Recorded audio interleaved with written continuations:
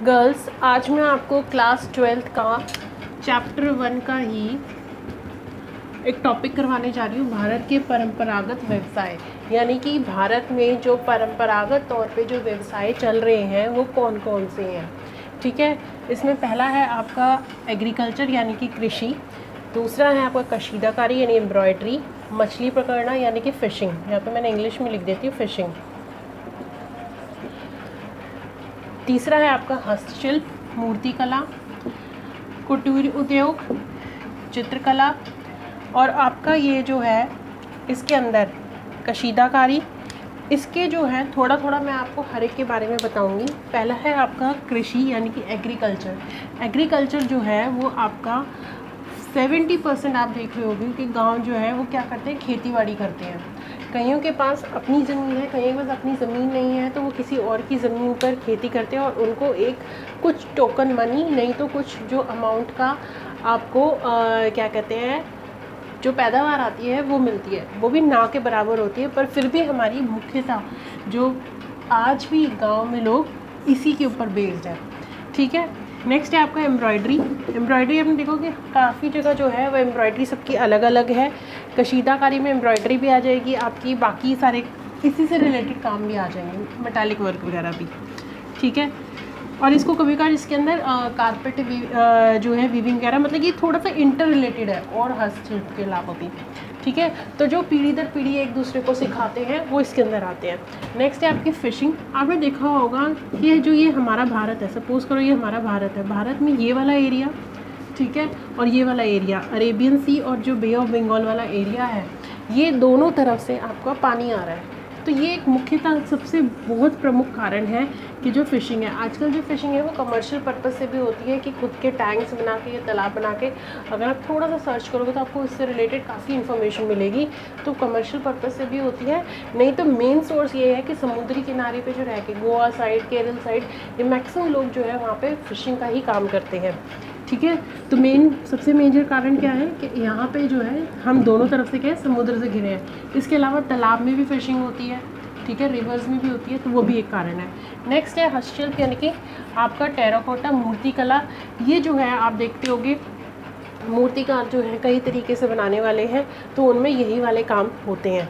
Next है आपका कुटीर उद्योग, जो कि छोटे इंडस्ट्रीज़ पे होते हैं। छोटी इंडस्ट्रीज़ में कुटीर उद्योग कोई भी बास्केट वीविंग या कोई भी छोटी छोटी मूर्ति कला बनाना या कारपेट वीविंग वगैरह सब इसी में आ जाते हैं।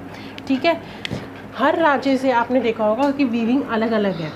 ठीक है, जैसे कि हर एक राज्य पे जो है अलग अलग तरीके की मिलेगी आपको, कि हर राज्य का कुछ ना कुछ फेमस ज़रूर है। ठीक है, नेक्स्ट है आपका, इसमें मैं आपको 2-3 चीज़ बताती हूँ। आपकी बुक में पिक्चर्स बनी होंगी ओडिशा, जैसे कि ओडिशा का क्या फेमस है, शोला शिल्प। ये इंपॉर्टेंट है, सबसे इम्पॉर्टेंट चीज़ यहाँ पे है कि शोला शिल्प। एक आपसे क्वेश्चन यहाँ पे बन सकते हैं कि कितनी जनता जो है गांव में आज भी इन्वॉल्व है एग्रीकल्चर में, ये भी क्वेश्चन आ सकता है। कर्नाटक का क्या फिगर है, चन्नट पट की मूर्तियाँ, पत्थर की ये तो अलग से है, एक पत्थर की मूर्तियाँ, ये भी हस्तशिल्प में आ जाता है। आपका वर्ली पेंटिंग आपको महाराष्ट्र में, जिसमें कि ऐसे करके आपकी बुक में चित्रकला, जिसमें कि लोग जो आदमी है वो इस तरीके से ट्रायंगल शेप से उनको दर्शाते हुए, बेसिकली क्या है, मेन चीज़ ट्रायंगल शेप से किसी को भी दर्शाते हैं काम करते हुए, तो उसको क्या कहते हैं, वर्ली पेंटिंग। ये जो है दीवारों पे नहीं तो ज़मीनों पे भी बनाई जाती है।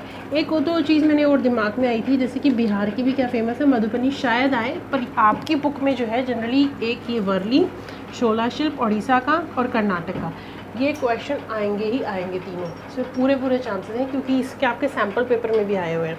ठीक है, और दूसरी चीज़ है कि कई जो उद्योग हैं या कोई भी चीज़ है जो पीढ़ी दर पीढ़ी दूसरों को पास ऑन हो रहे हैं, उस पर भी क्वेश्चन आ सकता है। जैसे कि आपको दे दिए जाएंगे 2-3 चीज़ें और उसमें से आपसे पूछा जाएगा, जैसे कि शिकार करना, पक्षी और जानवरों को पकड़ना, पुजारी, ये सारे जो हैं जो एक पीढ़ी से दूसरी पीढ़ी को दिए जाते हैं, जो कि बताना नहीं होता। नेक्स्ट है आपका टॉपिक है अर्गोनॉमिक्स, यानी कि सुकार्य के 2 शब्दों से बना है, अर्गन यानी कि और नॉमिक्स, जो कि ग्रीक शब्दों से बना है। अर्गन का मतलब होता है काम, नॉमिक्स का मतलब होता है प्राकृतिक नियम। ठीक है, ये दो, जो पहला क्वेश्चन है वो आपका ये बन सकता है कि अर्गोनॉमिक्स शब्द कहाँ से आया है, किन 2 शब्दों से बना है और वो कौन से भाषा से लिए गए हैं। नेक्स्ट है अर्गोनॉमिक्स का मतलब क्या होता है। अर्गोनॉमिक्स का जो मतलब होता है वो है मनुष्य और उसके द्वारा उपयोग किए जाने वाले उपकरणों या मशीनों के कार्य परिवेश के बीच का संबंध, वो क्या कहलाता है आपका अर्गोनॉमिक्स। इसके 4 स्तंभ होते हैं। पहला है आपका मानव नियुक्ति, जिसको इंग्लिश में कहते हैं एंथ्रोपोमेट्री। दूसरा है आपका औद्योगिक मनोविज्ञान यानी कि इंडस्ट्रियल फिजियोलॉजी। तीसरा है आपका जैव यांत्रिक बायोमैकेनिक्स। तीसरा है आपका शरीर क्रिया विज्ञान।